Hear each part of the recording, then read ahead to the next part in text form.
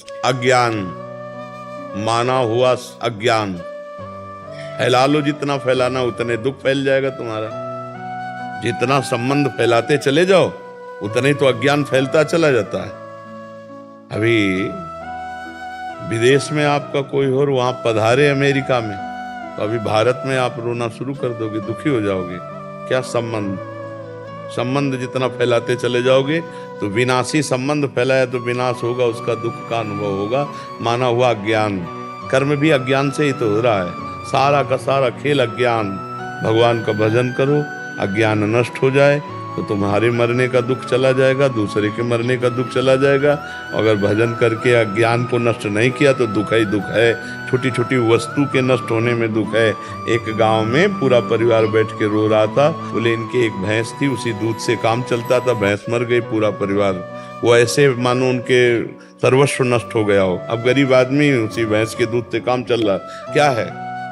माना हुआ संबंध, अपने सुख की वासना से संबंध, अपने सुख की वासना का नाश, तो मानो मेरा नाश। अब वो हाय हाय कर रहा। विनाशी सच्चिदानंद भगवान का अंश अपने स्वरूप को न जानने के कारण छोटी छोटी वस्तु, छोटी छोटी व्यक्ति, छोटे छोटे पदार्थ, किसी क्रीड़ा में पराजित हो गया, शरीर को नष्ट कर दिया। एक किसान की फसल नष्ट हो गई, शरीर नष्ट कर दिया। कहीं फेल हो गया, वो शरीर नष्ट कर। मतलब कहाँ मान्यताएं हैं? मान्यताएं कहाँ है? अपने जीवन को कितना अमूल्य जीवन आप बना लेते हैं या कितना घटिया बना देते हैं, अज्ञान ही तो है। अज्ञान के कारण एक सेल्फी में अपने प्राण दे रहे हैं लोग। हमारा अज्ञान हमारा नाश कर रहा है, हमें दुख दे रहा है, हमें परेशान कर रहा है, हमें डिप्रेशन में ले जा रहा है, हमें चिंता में ले जा रहा है। उसी को दूर करना है। मस्ती अपने अंदर अपार है और हम मस्ती अपने अंदर की नहीं, हम बाहर से मस्ती चाहते हैं, इसीलिए हम परेशान हैं। अगर अपने अंदर की मस्ती जान जाओ ना प्यारे, तो कोई दुख है ही नहीं। कोई दुख नहीं, कोई दुख नहीं। दुख आप मोल ले रहे हैं ना। आपका ये शरीर आपका था, ना है और न रहेगा। किसका प्रश्न था? आप देखिए, आपका ये शरीर पहले था क्या? पहले आप कितनी आयु है आपके शरीर की? 52 वर्ष पहले शरीर नहीं था। और पता नहीं 52 मिनट, 52 सेकंड या 52 दिन या 52 महीने, कुछ पता नहीं कितने दिन टिकेगा ये। और ये है नहीं, रोज का रोज नष्ट हो रहा है। अब यही हमारा नहीं है तो फिर और कौन हमारा हो गया? जब यही हमारा नहीं, आपको विश्वास है कि आपका नहीं है? ये आपका शरीर आपका नहीं है, आपको पता है। लेकिन प्यार तो बहुत है इस शरीर से। एक अपनापन इतना जोर का है कि शीशा देखने पे लगता है मैं, नहीं लगता है भाई। यही दुख देता है, यही जन्म मृत्यु का कारण है। और इसी से संबंधित पुत्र, पति, रिश्ते, नाते, कितने संबंध हैं। और ये सब मरण धर्मा है, ये भी पता है आपको। दिमाग में रख लो, ये माए कहाँ है। जैसे जानकारी करना है कि भाई आप काया, इसका नाम है मृत्यु लोक। सब मरेंगे। और जिनसे आप अपनापन करना चाहिए उनसे शायद हुआ है कि नहीं? अगर उनसे हुआ होता तो जिनसे अपनापन किया है, इनके बिछुड़ने पर आपको दुख नहीं होता। भगवान ने आदेश किया, जननी जनक बंधु सुत दारा, तनुधन धाम सुहृद परिवारा, सबकी ममता ताग बटोरी, मम पद मन ही बांध बर डोरी। अभी खत्म हो जाए रोना, दुख खत्म हो जाए, कुछ नहीं। किसके प्रति रोना? ये सब खिलौने हैं हमारे, आपके जितने ढांचे हैं ये माया के खिलौने, बिगड़ेंगे। एक तरफ कुम्हार के बर्तन जैसे फूटते रहते हैं तो एक तरफ उसकी चाक चलती रहती है और दूसरी तरफ आवे में तपते रहते हैं। तो सृष्टि, पालन और संहार, तीनों क्रियाएं मेरे भगवान की बराबर हो रही। कहीं जो है मंगल बधाइयां बज रही हैं तो कहीं आंसुओं की झड़ी लगी है, वियोग मर गया है कोई, कहीं हाहाकार मचा हुआ है तो कहीं नृत्य हो रहा है तो कहीं कोई खान पान की मौज मस्ती। देखो ना पूरे संसार का, और है कुछ नहीं। ये एक विशद फिल्म है, एक विशद बड़ी फिल्म है जीवन की। वो 3 घंटे में खत्म हो जाती है, 60 वर्ष में, 70 वर्ष में, 80 वर्ष में, लेकिन टोटल झूठी फिल्म। झूठी होती ना। अच्छा, इस फिल्म में आप ही डायरेक्टर है, आप ही हीरो है, आप ही हीरोइन है, आप ही विलियन है, आप ही पर्दा है, आप ही पूरी शूटिंग है, आप ही एक ही है और अपने आप को विविध रूपों में प्रकाशित करके खेल रहा है और अपने आप को समेट लेता है। एक ही एकोहम बहुश्यामा, बहुश्यामा एकोहम।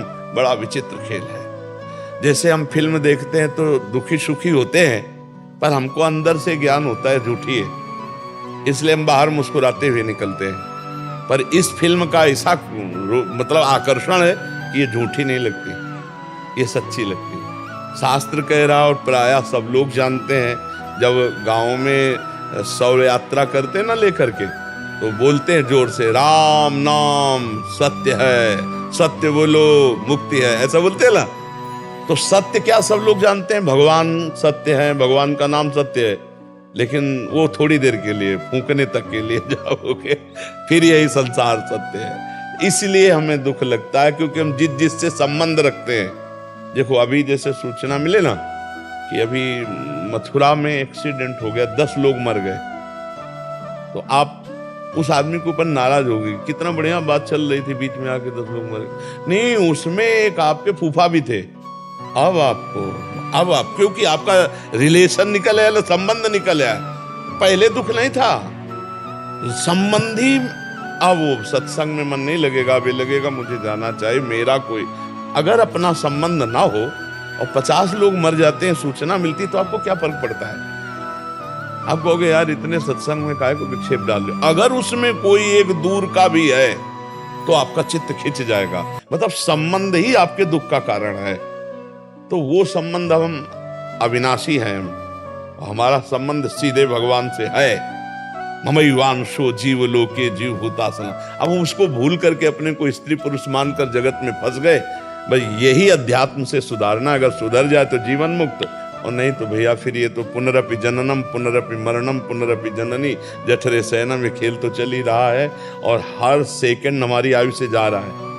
जब लोग बर्थडे मनाते हैं तो हमें लगता है इनको रोना चाहिए, नहीं रोना चाहिए। 1 साल चला गया जिंदगी से, 1 साल जिंदगी, मतलब 12 महीना चले गए।